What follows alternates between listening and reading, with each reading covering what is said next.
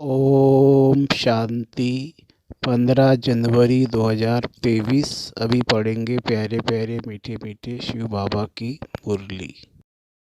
मीठे बच्चे, जितना जितना दूसरों को ज्ञान सुनाएंगे उतना तुम्हारी बुद्धि में ज्ञान रिफाइन होता जाएगा, इसलिए सर्विस जरूर करनी है। प्रश्न: बाप के पास दो प्रकार के बच्चे कौन से हैं, उन दोनों में अंतर क्या है? उत्तर: बाप के पास एक है लगे सौतेले बच्चे, दूसरे सगे मातेले बच्चे। मुख से सिर्फ बाबा बाबा कहते हैं लेकिन श्रीमत पर पूरा नहीं चल सकते, पूरा बलिहार नहीं जाते हैं। सगे बच्चे तो तन मन धन से पूर्ण समर्पण अर्थात ट्रस्टी होते हैं, कदम कदम श्रीमत पर चलते हैं। लगे बच्चे सेवा न करने के कारण चलते चलते गिर पड़ते हैं, संशय आ जाता है।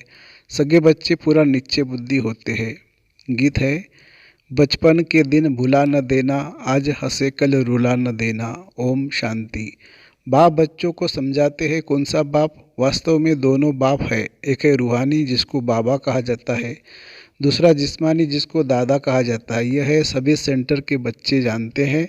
हम बाप दादा के बच्चे। रूहानी बाप शिव है, वह है सभी आत्माओं का बाप। और ब्रह्मा दादा है सारे मनुष्य सिजरे का हेड। उनमें तुम आकर बच्चे बने हो। उनमें भी कोई तो पक्के सगे है, कोई फिर लगे भी है। मम्मा बाबा तो दोनों ही कहते हैं, परंतु लगे बलि नहीं चढ़ सकते। बलि न चढ़ने वालों को इतनी ताकत नहीं मिल सकती, अर्थात अपने बाप को तन मन धन की ट्रस्टी नहीं बना सकते। श्रेष्ठ बनने के लिए उनकी श्रीमत पर नहीं चल सकते। सगे बच्चों को सूक्ष्म मदद मिलती है, परंतु वह भी बहुत थोड़े हैं। भले सगे भी है, परंतु उनको भी अभी पक्के नहीं कहेंगे जब तक रिजल्ट नहीं निकली है।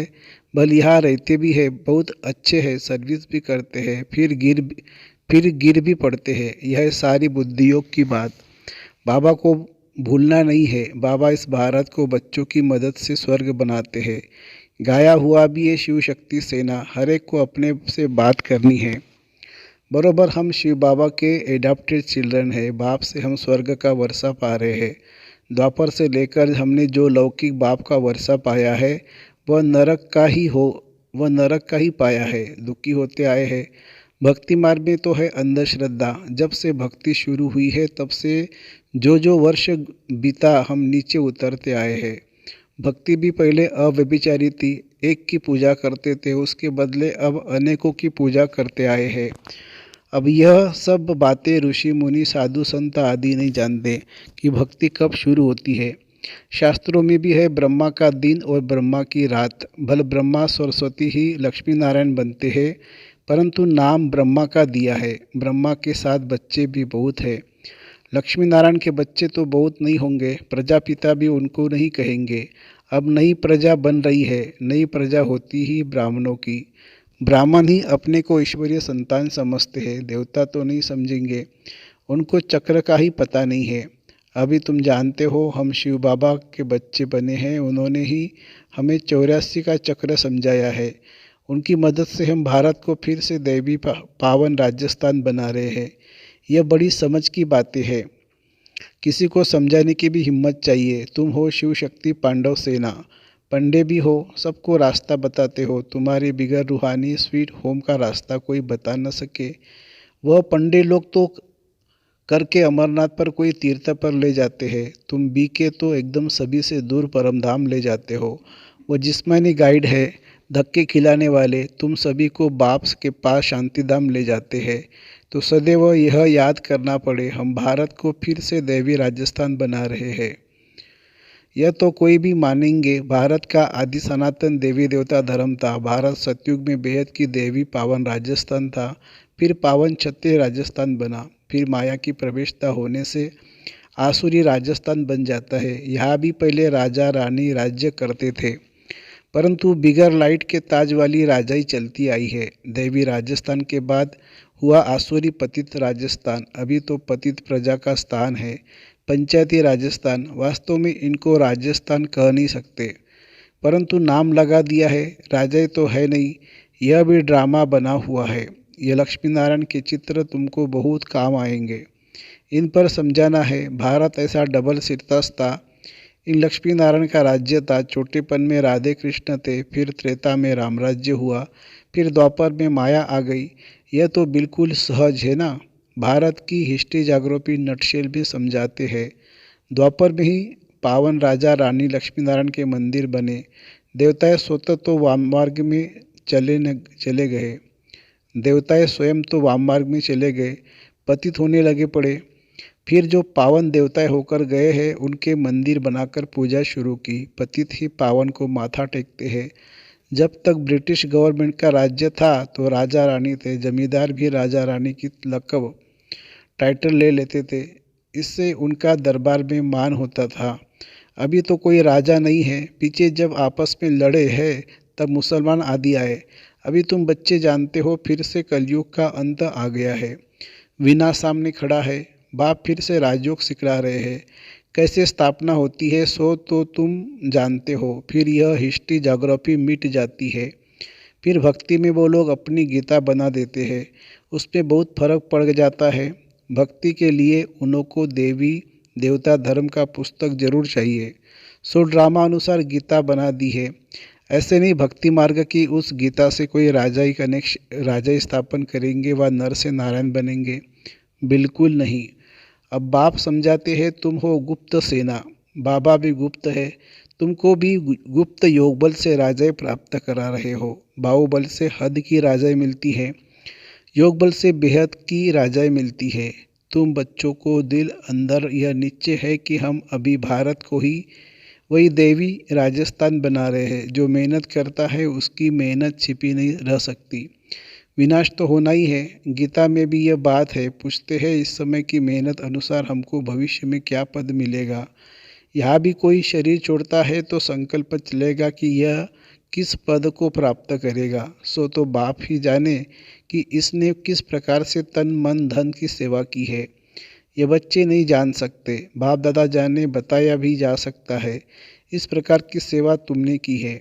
ज्ञान उठाया या नहीं, परंतु मदद तो बहुत की है। जैसे मनुष्य दान करते हैं तो समझते हैं संस्था बहुत अच्छी है, अच्छा कार्य कर रही है, परंतु मेरे में पावन रहने की ताकत नहीं है। मैं यज्ञ को मदद करता हूँ तो उसका भी रिटर्न उनको मिल जाता है। जैसे मनुष्य कॉलेज बनाते हैं, हॉस्पिटल बनाते हैं औरों के लिए, ऐसे नहीं कहेंगे कि मैं बीमार पड़ूँ तो हॉस्पिटल में जाऊँ। जो कुछ बनाते हैं दूसरों के लिए तो उसका फल भी मिलता है। उसको दान कहा जाता है। या फिर क्या होता है, आशीर्वाद देते हैं तुम्हारा लोक परलोक सुहेला हो, सुखी हो। लोक और परलोक सो तो इस संगम युग की बात है। यह है मृत्युलोक का जन्म और अमरलोक का जन्म, दोनों सफल हो। बरोबर तुम्हारा अभी यह जन्म सफल हो रहा है। फिर कोई तन से, कोई मन से, कोई धन से सेवा करते हैं। बहुत है जो ज्ञान नहीं उठा सकते हैं। कहते बाबा हमारे में हिम्मत नहीं है, बाकी मदद कर सकते हैं। तो बाप बताएंगे कि तुम कितना धनवान बन सकते हो। कोई भी बात हो तो पूछ सकते हो। फॉलो फादर करना है तो पूछना भी उनसे है। इस हालत में हम क्या करें? श्रीमत देने वाला बाप बैठा है, उनसे पूछना है, छिपाना नहीं है। नहीं तो बीमारी बढ़ जाएगी। कदम कदम पर श्रीमत पर न चले तो रोला पड़ जाएगा। बाबा कोई दूर थोड़ी है, सन्मुख आकर पूछना चाहिए। ऐसे बाप दादा के पास घड़ी घड़ी आना चाहिए। वास्तव में ऐसे मोस्ट बिलवेड बाप के साथ तो इकट्ठा रहना चाहिए। साजन को चटक जाना चाहिए। वह है जिस्मानी, यह है रूहानी। इसमें चटकने की बात नहीं है। यह सबको बिठा नहीं देंगे। यह ऐसी चीज़ है बस सामने बैठे ही रहे, सुनते ही रहे, उनकी मत पर चलते ही रहे। परंतु बाबा कहेंगे या बैठ नहीं जाना है, गंगा नदी बनो, जाओ सर्विस पर हो, जाओ सर्विस पर। बच्चों का लव ऐसा होना चाहिए जैसे मस्ताना होता है, परंतु फिर सर्विस भी तो करनी है। नीचे बुद्धि तो एकदम लटक पड़ते हैं। बच्चे लिखते फलाना बहुत अच्छा है, नीचे बुद्धि है। मैं लिखता हूँ कुछ भी नहीं समझा है। अगर नीचे बुद्धि है कि स्वर्ग का मालिक बनाने वाला बाप आ गया है तो एक सेकंड भी मिलने बगैर रह न सके। बहुत ही बच्चियाँ हैं जो तड़पती है, फिर वो घर बैठे उनको साक्षात्कार होते हैं ब्रह्मा और कृष्ण का। निश्चय हो कि बाप परमधाम से हमें राजधानी देने आए हैं तो फिर आकर बाबा से मिले। ऐसे भी आते हैं, फिर समझाया जाता है कि ज्ञान गंगा बनो। प्रजा तो बहुत चाहिए, राजधानी स्थापन हो रही है। ये चित्र समझाने के लिए बहुत अच्छा है। तुम भी किसी को भी कह सकते हो कि हम फिर से राजधानी स्थापन कर रहे हैं। विनाश भी सामने खड़ा है, मरने से पहले बाप से वर्षा लेना है। सभी जानते हैं वह ऑलमाइटी गवर्नमेंट है। अब सब मिलकर एक थोड़ी बन सकते हैं। एक राज्य था जरूर जिसका गायन भी है, सतयुग का नाम बहुत बाला है, फिर से उसकी स्थापना हो रही है। कोई इन बातों को झट मानेंगे, कोई नहीं मानेंगे।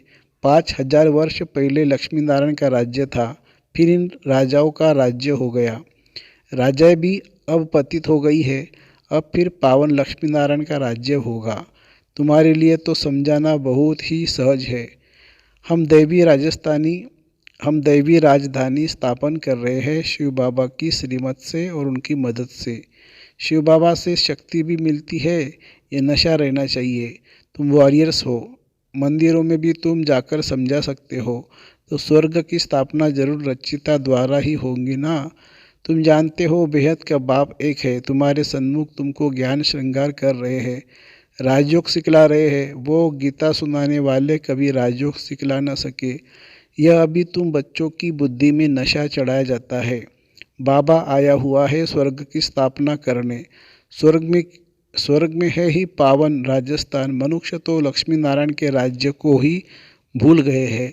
अब बाप सन्मुख बैठ समझाते हैं। तुम कोई भी गीता पाठशाला आदि में चले जाओ, सारी हिस्ट्री जागरूपी अथवा 84 जन्मों का समाचार सुना न सके। लक्ष्मी नारायण के चित्र के साथ राधे का भी चित्र हो तो समझाने में सहज होगा। यह है करेक्ट चित्र, लिखत भी उनकी अच्छी हो। तुम्हारी बुद्धि में सारा ज्ञान याद है, साथ में चक्र को समझाना वाला को भी याद है। बाकी निरंतर याद के अभ्यास से मेहनत बहुत करनी है। निरंतर याद ऐसी पक्की हो जो अंत में कोई कीचड़ पट्टी याद ना आए। बाप को कभी भूलना नहीं है। छोटे बच्चे बाप को भूलते याद करते हैं, फिर बच्चा बड़ा होता है तो धन को याद करते हैं। तुमको भी धन मिलता है जो अच्छी रीति धारण कर फिर दान करना चाहिए। पूरा प्रेतोपृष्ठ बनना है। मैं सन्मुख आकर राजयोग सिखाता हूँ। वह गीता में जन्म जन्मांतर पढ़ी, कुछ भी प्राप्ति नहीं हुई है। या तो तुमको नर से नारायण बनाने के लिए यह शिक्षा दे रहा हूँ। वह भक्ति मार्ग यहाँ भी कोटों में कोई निकलेंगे जो तुम्हारे दैवी घराने का होगा। फिर ब्राह्मण बनेंगे, जरूर आएंगे। फिर चाहे प्रजा राजा रानी बने, चाहे प्रजा, उसमें भी कई तो सुनंती कतंती भागंती हो जाते हैं। जो बच्चा बन फिर फारकती दे देते, उन पर बहुत बड़ा दंड है, कड़ी सजा है। इस समय ऐसा कोई कह नहीं सकता कि हम निरंतर याद करते हैं। अगर कोई कहे तो चार्ट लिखकर भेजे तो बाबा सब समझ जाएंगे। भारत की सेवा में ही तन मन धन लगा रहे हैं। लक्ष्मी नारायण का चित्र हमेशा पॉकेट में पड़ा हो। बच्चों को बहुत नशा होना चाहिए। सोशल वर्कर्स तुम्हारे से पूछते हैं तुम भारत की क्या सेवा कर रहे हो। बोलो हम अपने तन मन धन से भारत को दैवी राजस्थान बना रहे हैं। ऐसी सेवा और कोई कर नहीं सकता। तुम जितनी सर्विस करेंगे उतनी बुद्धि रिफाइन होती जाएगी। ऐसे भी बहुत बच्चे हैं जो ठीक रीति नहीं समझा सकते हैं, तो वह नाम बदनाम होता है। कोई में क्रोध का भूत भी है, तो यह भी डिस्ट्रक्टिव का काम किया ना। उनको कहेंगे तुम अपना मुंह तो देखो, तुम लक्ष्मी या नारायण को वरने लायक बने हो। ऐसे जो आबरू गंवाने वाले बच्चे हैं वो क्या पद पाएंगे। वो प्यादों की लाइन में आ जाते हैं। तुम भी सेना हो ना। अच्छा, मीठे मीठे सिखिलदे बच्चों प्रति माता पिता बाप दादा का याद प्यार और गुड मॉर्निंग। रूहानी बाप की रूहानी बच्चों को नमस्ते। हम रूहानी बच्चों की रूहानी माता पिता बाप दादा को याद प्यार, गुड मॉर्निंग और नमस्ते बाबा नमस्ते। धारणा के लिए मुख्य सार। अविनाशी ज्ञान रत्नों का महादानी बनना है। तन मन धन से भारत को स्वर्ग बनाने की सेवा करनी है। दूसरी पॉइंट, कोई भी डिस्ट्रक्टिव विनाशकारी कार्य नहीं करना है। निरंतर याद के अभ्यास में रहना है। वरदान एक रस और निरंतर खुशी की अनुभूति द्वारा नंबर 1 लेने वाले अकूट खजाने से संपन्न भवो। नंबर 1 में आने के लिए एक रस और निरंतर खुशी की अनुभूति करते रहो। किसी भी झमेले में नहीं जाओ। झमेले में जाने से खुशी का झूला ठीक हो जाता है। खुशी का झूला ढीला हो जाता है, फिर तेज नहीं झूल सकती। इसलिए सदा और एकरस खुशी के झूले में झूलते रहो। बाप दादा द्वारा सभी बच्चों को अविनाशी अकूट और बेहद का खजाना मिलता है, तो सदा उन खजानों की प्राप्ति में एकरस और संपन्न रहो। संगम युग की विशेषता है अनुभव। इस युग की विशेषताओं का लाभ उठाओ। स्लोगन है, मनसा महादानी बनना है तो रूहानी स्थिति में सदा स्थित रहो। मनसा महादानी बनना है तो रूहानी स्थिति में सदा स्थित रहो। अच्छा, ओम शांति शांति शांति। शुक्रिया बाबा, शुक्रिया। Thank you Baba, thank you.